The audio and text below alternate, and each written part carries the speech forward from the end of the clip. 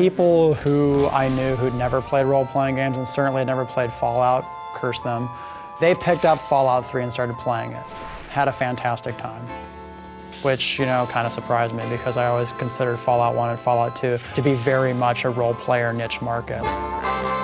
Fallout 3 kind of bridged that gap where it's like, you know what, it's easy for you to get into this game, and once we've got you trapped there, there's a lot of complexity and a lot of things for you to do, and we've got you hooked. We wanted to make sure when looking at the mechanics for the game that we weren't trying to reinvent the wheel. A lot of people like Fallout 3, a lot of people like Fallout 3, so the experience should feel familiar to them.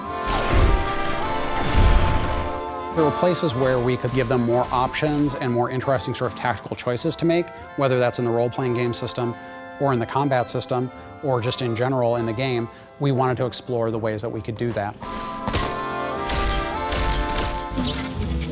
The whole premise of Fallout is about giving the players at least 3 ways to solve each quest. Like, one of the big strengths of Fallout is it has a very detailed character creation process, and that process, right down to each individual skill, individual perks you've chosen, the game world specifically reacts to those things. That's kind of one of the design philosophies for the franchise. I think that people are going to notice in the conversations that we try to let the player in on what the mechanics are a lot more.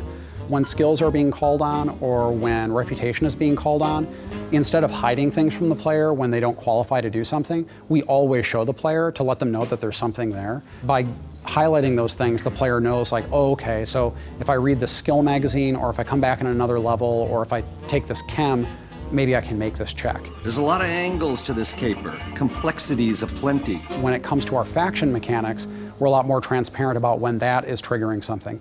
So when you go to a location and someone says, hey man, you can't come in here, it'll say like NCR reputation. You know, it's like, we don't know who you are, or you've killed our officers in the past, like we're not gonna let you into this place. Those sort of mechanics, I think, are going to be a lot more transparent than they've been in really any Fallout game.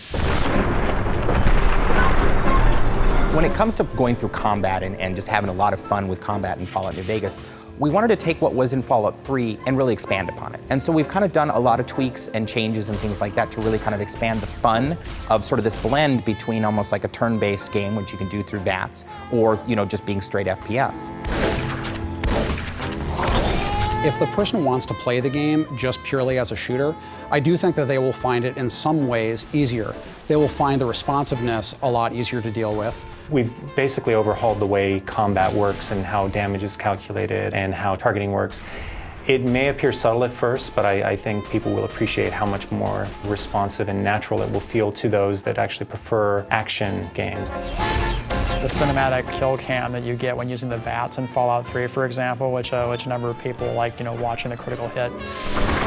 With New Vegas, you can actually still get those cinematic kill cams outside of VATS if you're doing really special moves with your weapons. VATS is an amazing system that allows you to kind of play this immersive first person, getting shot missiles and bullets and laser beams coming at you from every angle in real time, and you can immediately go to the system, VATS, and you feel like you're in control and you can play the RPG.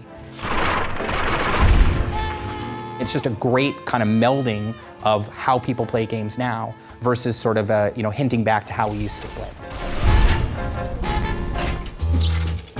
Even a really skilled player, they still have to play the role-playing game's statistical system. So they have to advance their character, get more hit points, get better equipment, and then they can tackle those challenges. If they try to take a low-level character with low-level equipment into a high-level area occupied by Deathclaws or Nightkin super mutants, they're gonna die. Like, it's really, really hard and challenging. When a person comes up to a conflict, we want them to go through a thought process. It doesn't have to be a long or exhaustive one, but when they say like, do I really want to go in there? Like, you know, they look at their stuff and they're like, okay, I'm gonna go for it. We also wanted to make sure that the mod system for our weapons was very easy to access and use. We went through a number of things where we thought, well, you gotta go to a workbench and you gotta do this and you have to have this skill. But when we came down to it, it's like, well, if you buy these things, you wanna put them on your weapon right away and use them. So when you go into your inventory, you just look at the weapon, you press a button, it shows you the mods for that weapon, you attach them and you back out. So it's a very easy to use system, and it's mostly about just the player deciding, do I wanna spend the money on this mod and do I think it'll be useful? What we try to do in New Vegas is give each of the melee weapons that you have in the game their own particular special move depending on what your melee skill is. The golf club, for example, has its own special ability called Four, where you can just sort of tee off and then do a massive knockback attack on an opponent if you have a high enough melee skill. They're incredibly easy moves to pull off with the controls. They're just a little option that pops up, and then once you fire them off, they cost a little bit more action points than a normal attack, but the results are definitely worth it. We want them to come in and go like, wow, this feels familiar, but sharper and nicer, and it feels like I have more options, because we don't want people to fall into a sense of boredom like, I've already seen this before. So they get into it, it's easy to get into, and then they go, oh, I have weapon mods I can put on these things. Oh, I have these skill magazines I can use to boost things. Oh, I have this thing I can use now. So by doing that, the player can ease into it, but then they have a lot of flexibility to sort of learn new things over the course of the game.